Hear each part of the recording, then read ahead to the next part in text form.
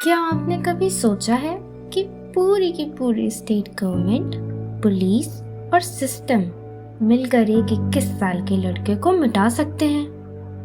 इतना मिटा देना कि उसकी हड्डियों का एक टुकड़ा तक ना मिले। आज की साइको लीगल डायरी में हम कानून की किताबें नहीं, एक बाप की आंखों का दर्द पढ़ेंगे।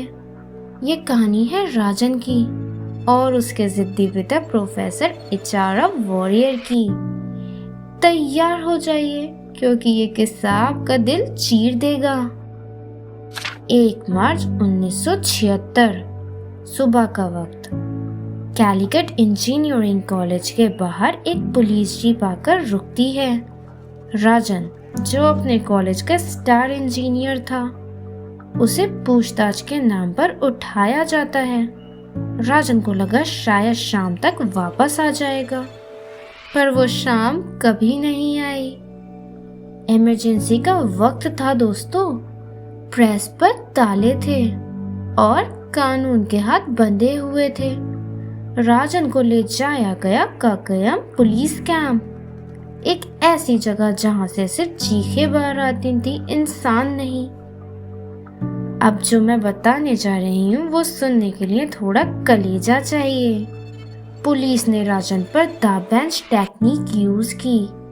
उसे एक बेंच पर लिटाकर उसके पैरों और पेट पर भारी लकड़ी के रोलर्स चलाए गए। राजन चीखता रहा, मिन्नतें करता रहा, पर उन वर्दी वालों को दया नहीं आई। 2 दिन बाद टॉर्चर की वजह से राजन का शरीर ठंडा पड़ गया। पुलिस घबरा गई। उन्होंने क्या किया? राजन की बॉडी को उन्होंने एक बांध के पास जाकर मिटा दिया। ना कोई निशान छोड़ा, ना कोई सबूत। प्रोफेसर वॉरियर अपने बेटे को ढूंढने के लिए पागलों की तरह भटके। वो उस वक्त के होम मिनिस्टर के करुणाकरन के घर तक गए। करुणाकरन ने उनकी आंखों में आंखें डालकर झूठ बोला, आपका बेटा हमारी कस्टडी में है ही नहीं। एक बाप को सिस्टम ने ठुकरा दिया, लेकिन प्रोफेसर वॉरियर हारे नहीं। उन्होंने सोचा, अगर मेरा बेटा नहीं मिला तो मैं इस सिस्टम को चैन से सोने भी नहीं दूंगा। इमरजेंसी खत्म हुई और वॉरियर साहब सीधे हाई कोर्ट पहुंचे। उन्होंने पहली बार केरला में हेबियस कॉर्पस का हथियार चलाया। कोर्ट ने पूछा, कहाँ है राजन? सरकार ने कोर्ट में भी झूठ बोला, लेकिन वॉरियर साहब ने उन स्टूडेंट्स को ढूंढ निकाला जो राजन के साथ कैंप में थे।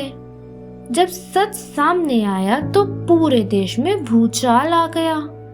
कोर्ट ने साफ कहा, अगर इंसान नहीं मिल रहा तो उसे मरा हुआ माना जाए और इसका जिम्मेदार सिस्टम है। नतीजा, होम मिनिस्टर को कुर्सी छोड़नी पड़ी। डीआईजी और कई ऑफिसर को जेल हुई। ये भारत के इतिहास में पहली बार था कि एक आम आदमी ने अपनी आवाज से पूरी सरकार गिरा दी। दोस्तों, राजन की बॉडी कभी नहीं मिली। प्रोफेसर वॉरियर ने अपनी आखिरी सांस तक अपने बेटे का इंतजार किया। इंसाफ कभी कभी देर से मिलता है, पर मिलता जरूर है अगर आप लड़ने की हिम्मत रखते हो। मैं हूँ अदीबा और ये थी 10 साइको लीगल डायरी। सुनते रहिए, सवाल पूछते रहिए, क्योंकि आपका कानून आपकी ताकत है।